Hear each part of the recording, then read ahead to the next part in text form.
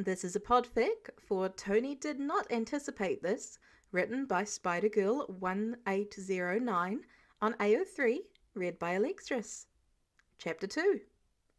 Everything goes to shit. Peter caught bits and pieces of Mr. Stark and Captain America's conversation. It didn't take him long to get the gist. Spider-Man is a tiny baby. Don't let him do anything dangerous. Tough luck. If Mr. Stark wanted to keep him away from this stuff, then he shouldn't have recruited Peter in the first place. He didn't want to divide his attention, though. Civilian evacuations and protection was the most important part of these missions. Maybe that was hard to remember when you lived in a penthouse 500 feet above the rest of New York, because Peter got the feeling Mr. Stark thought of it as a way to distract him from more dangerous tasks. But he knew what happened when one rogue bullet hit a loved one. Some of his classmates lost family members in the Chitauri attack. Spider-Man turned the other cheek once, and Peter lost an uncle. No innocent people would die today, not if he could help it. A little girl named Ruby nestled in his arms. She was pretty chill, swinging her legs and sucking her thumb, not especially concerned about the threat of imminent peril. Honestly, good on her. Peter could do with that kind of upbeat attitude in his own life.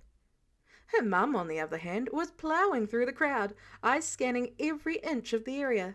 The way her face creased in panic, Peter could almost hear the murder bots of the 2010 Stark Expo and Uncle Ben screaming his name. "Ma'am!" he called Ruby's mum. "Ma'am, over here! I found your daughter!" She gasped in relief. "Ruby!" "Stay close to your mum now, okay?" he said, handing the girl to her teary-eyed mother. "Me and the Black Widow will find your neighbour. It was so nice of you to remember him, but you gotta stay with her now." "You'll find him, Pinky Promise?" She held out a tiny pinky. Obviously, Peter couldn't reject something as mighty as a pinky promise. He latched his pinky to hers. "I'll get him out and safe and sound." Ruby beamed. "Thank you," her mother whispered, pulling Ruby tighter to her chest. "Thank you so much, Spider-Man." He gave a salute. "It's my job." She scurried away, chastising Ruby with words that could have come straight from Aunt May's mouth the night of the Stark Expo. Black Widow arrived, panting behind him. "Geez, you're fast. Not everyone has super speed, you know." "Oh, sorry, I kinda just ran off, didn't I?" "And climbed the apartment building," she said. Under her exasperated tone was an amused smirk. She'd had that expression since the moment Spider-Man fell from the Quinjet's ceiling, like she was watching a cute little sitcom. Not what Peter had been expecting from the Black Widow, but also really cool because it meant she liked him. It took all his willpower to keep his fanboying on the inside. "It was only 3 floors. That's nothing compared to New York." "How'd you know she was in there? We were like a block away." "Super hearing." "Huh." She looked towards the retreating mother and daughter. "I'm always shocked by how many parents lose their kids in these situations. You'd think they'd be more attentive." Peter shrugged. "Kids are slippery. You should have met me when I was at that age." She laughed, presumably realizing how hypocritical she sounded, having misplaced Peter 5 seconds ago. "Yeah, I bet you were a handful." Peter was still a handful. Aunt May always said it, and Mr. Stark moaned about it loud enough. "I'm going back," Peter said, nodding towards the apartment building behind them. "Her neighbour is a wheelchair user, and elevators shut down during emergencies. I said I'd make sure he got out okay. Made a pinky promise and everything. Super serious business." "Super serious," she agreed. "I'll be checking those houses for slowpokes." She gestured at a small, not exactly a neighbourhood, a row of houses. Peter was a New Yorker. He didn't know how small towns worked. Anyway, it was across the street. "Come find me when you're done. If I don't see you in 10 minutes, I'll hunt you down. Stark's gonna be pissed if I lose you, and no one wants to see that." "Oh, I'm grounded anyways," Peter said. "Like, super grounded." Not that he regretted anything. I meant at me, she said. Wait, did you say grounded? Just how young are you again? Nice chatting, bye. Peter gave another salute and webbed off to the apartment complex before she could continue down that train of thought. I'm gonna kill Stark, she muttered. Steve and Bucky talked back in June, after Berlin. Apparently, Spider-Man stopped Bucky's arm like it was nothing. Steve couldn't stop Bucky's arm. Not easily, anyway. Bucky said he also sounded about 12 years old. Pair that with the fact that Steve hadn't been able to use his strength to overpower Spider-Man in Germany, that he'd had to twist to get out of the webs, and, well, it was a lot to talk about. Especially since Bucky was right. This kid was absurdly young. But it was also a conversation for another time. The Avengers had a job to do, people to get to safety. It couldn't hurt to chat with the kid, though. Steve liked to know who he was working with, whether they were 15 or 52. 15. God, what was Stark thinking? He jogged over to a little stretch of houses where Natasha was helping a family load their kids into a rusted truck. Spider-Man was nowhere to be seen. Nat didn't seem concerned about it, so neither was Steve. She handed the toddler in her arms to his father before peeling away and hurrying to where Steve waited. You talked to Tony? Yeah, and I came to take the kid off your hands. Where is he? Well, he's supposed to be in there. She pointed to a brick building across the road, evacuating an old man in a wheelchair. But I saw him hand the guy off to a firefighter and run towards town square, so I have no idea what he's up to anymore. I've got 2 minutes on my timer before I head after him. A little distractible? Oh, very. She spoke with a tone reserved for Clint's children and the cats at her favourite coffee shop. Steve shrugged. I'll find him. I want to chat anyway. Natasha leaned in. Please tell me he's at least old enough to vote. Steve shook his head. He's not. He didn't want to give away any more. Tony trusted him with that information, and trust was in short supply between them.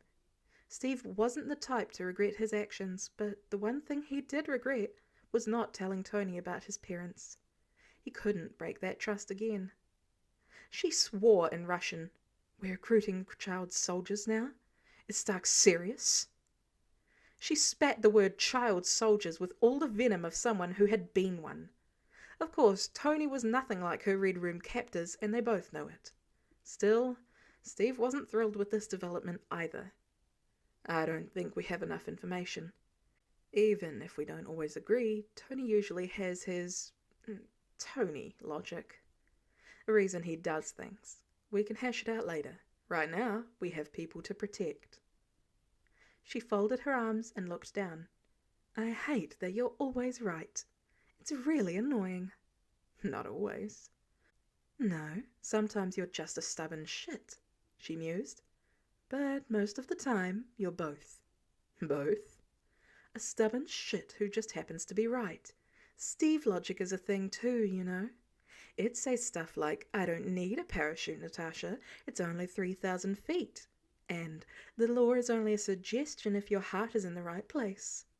She deepened her voice and puffed out her chest in a mockery of Steve. He snorted. This was what he treasured about Natasha. She'd never met him before Captain America, but she still managed to see Steve Rogers through the shield. Not many people from this time period could do that, other than Sam and Natasha. Sometimes not even the other Avengers. Sometimes especially them. Maybe that was why he and Tony butted heads so much. Maybe they needed to get past Steve's shield and under Tony's mask. So, what's the new plan? She asked. Not much about the mission has changed. The team is just gonna take turns keeping an eye on Spider-Man. Tony wants him to stay in his line of sight, but I'm not sure how possible that will be. All right. She still looked resentful about Spider-Man's age, but had evidently decided not to argue. Have fun with him. He talks non-stop and is impossible to keep track of. But he's also kinda my new favourite thing. I might adopt him when this is over. I could use a spider-themed sidekick. You'll have to fight Tony for custody. He seems pretty attached. She grinned. Oh, you should have seen them on the Quinjet. It was amazing. Steve laughed. Stone paths wound through the courtyard in the town square. A fountain stood in the centre, the coins at the bottom glistening in the fading sunlight. Steve found Spider-Man crouched behind a nearby statue, his entire body tense. He'd pulled the hood of his sweater over his head and drawn the drawstrings tight so that it cinched around his neck. It didn't make him look very intimidating. Mostly just bizarre. Queens? Shh, the kid said, putting a finger to his lips. He gestured for Steve to come over. Steve looked around. He didn't see anything out of the ordinary. Civilians evacuating, a cornfield in the distance, the peaks of mountains behind the buildings. But nothing to be hiding from. He crouched next to Spider-Man anyway, bracing his shield. He was too big to fit behind the statue as snugly as the kid did. The kid in question was staring intensely at nothing. Absolutely nothing. What's going on, Queens? Do you hear that? He listened. There was only the silence of empty shops and the trickle of water from the fountain. No, he admitted. Spider-Man clenched his fists under the sleeves of his hoodie. Something's happening. In a different situation, with a different kid, Steve might have chalked this bizarre behavior up to first mission nerves. But Spider-Man didn't seem nervous. Not like before when he was talking a mile a minute. No, he seemed ready to strike. Tony? Steve spoke slowly into his earpiece. Check your radar. Do you see anything in the town square? Where you and the kid are? He'd obviously been keeping tabs on Spider-Man. There's nothing there. Why? Before Steve could answer, Spider-Man grabbed the comms. Mr. Stark, we need to get everyone inside. What? We need to get people inside! Spider-Man yelled again and took off towards the fountain. You heard the kid, Steve ordered his teammates. Get the civilians inside. He ran after Spider-Man, tucking himself into their new hiding spot. Copy that, Natasha replied. On it, Rhodey agreed. What the hell is going on over there, Rogers? Tony barked. Steve knew him well enough to pick up the fear under the anger. No idea, Steve said. Queens thinks he found something.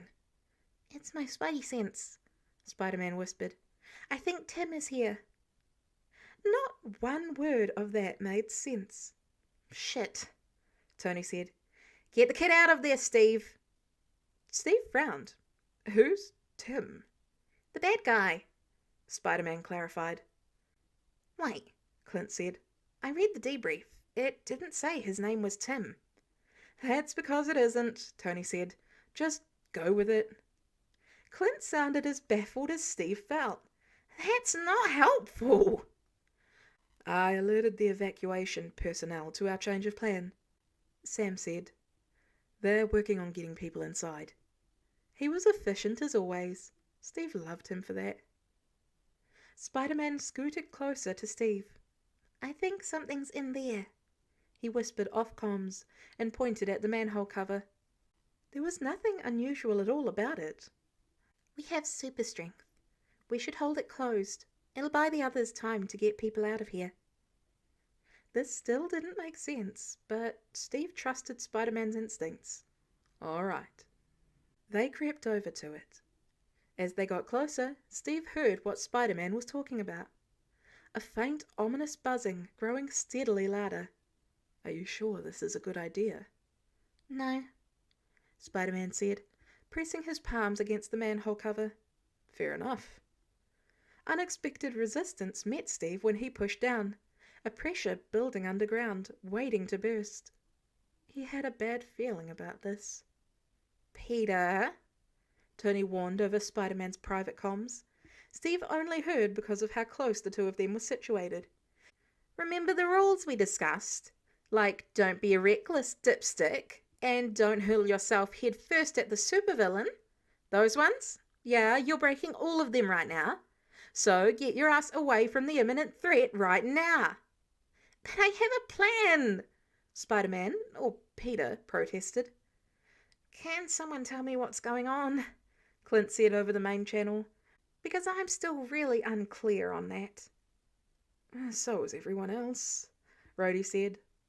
The battle is about to start, Steve said. Just get people inside. Queens thinks he and I can buy you some time. My God, Sam muttered. There's 2 of them. How about you buy us time, Rogers? Tony growled.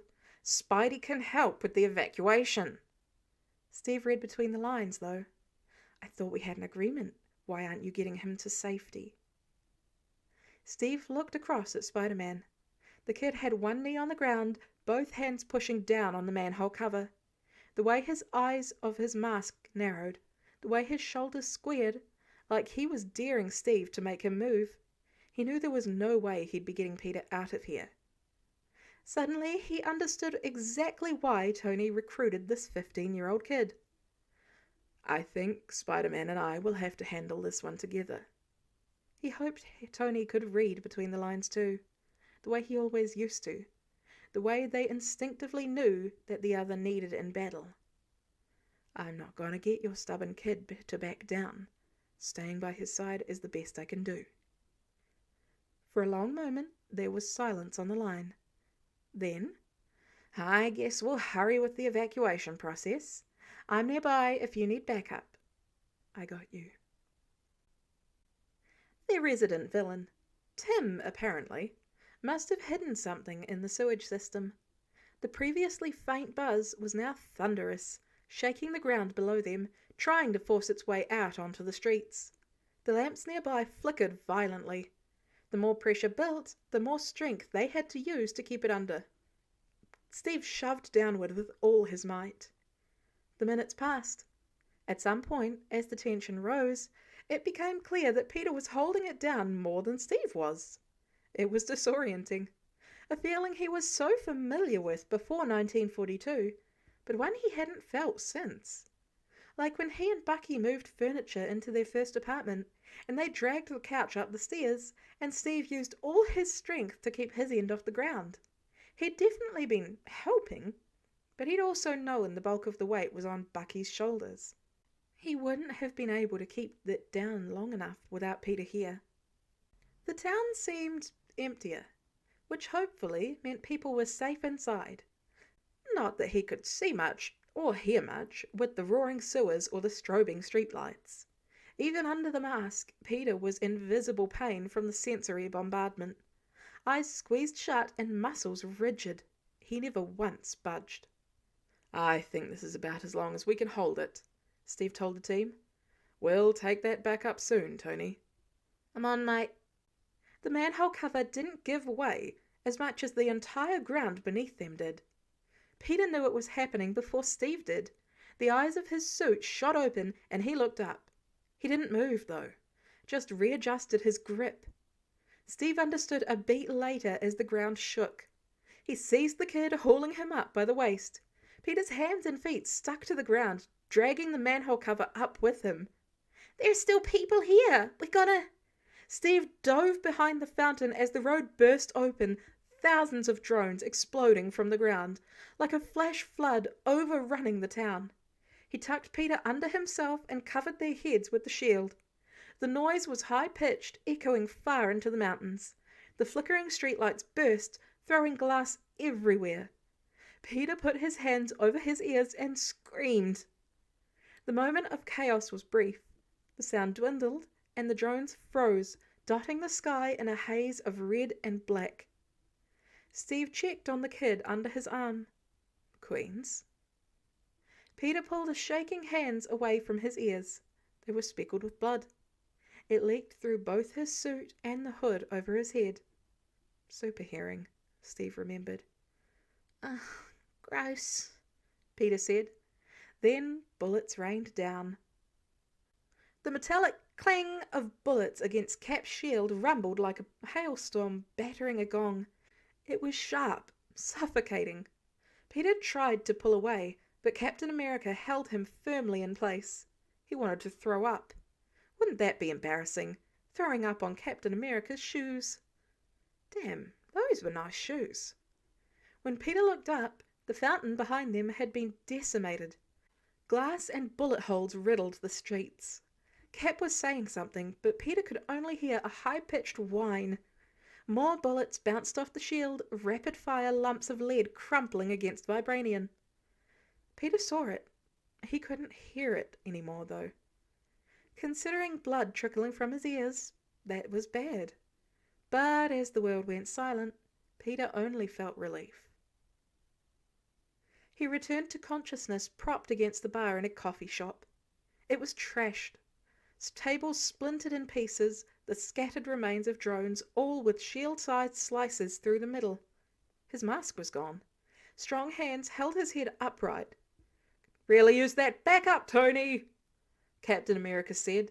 His face hovered over Peter, taking up his entire field of vision. "Queens, do you hear me?" Ugh.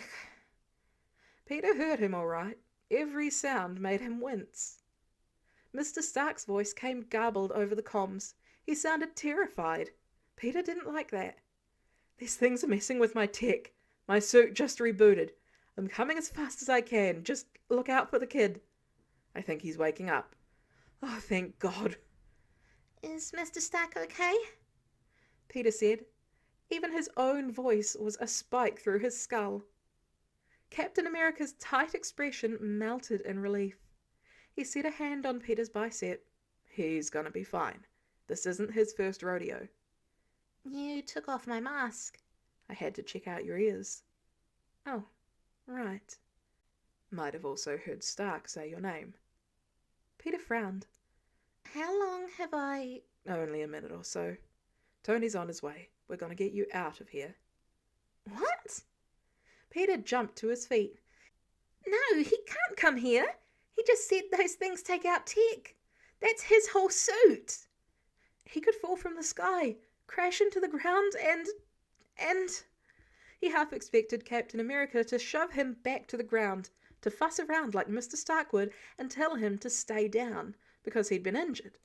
Captain America didn't do that. He just sat back on his heels and chuckled. "I was right about you in Berlin. You do have heart." You have to tell Mr. Stark not to come. "Like I said, this isn't his first rodeo. I'm not worried."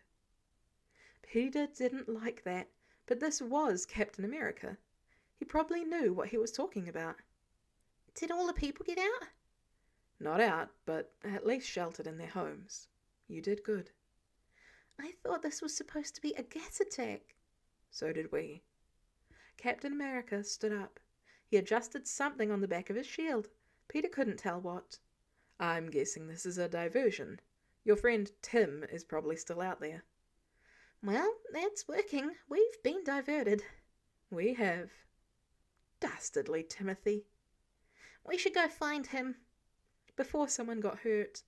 If they hadn't been able to get people out of the town, they were still in range of his gas bombs. "The team's got it handled," he said. "Everyone has their tasks." What about you and me? We're just sitting here. Captain America made a weird face. "You passed out."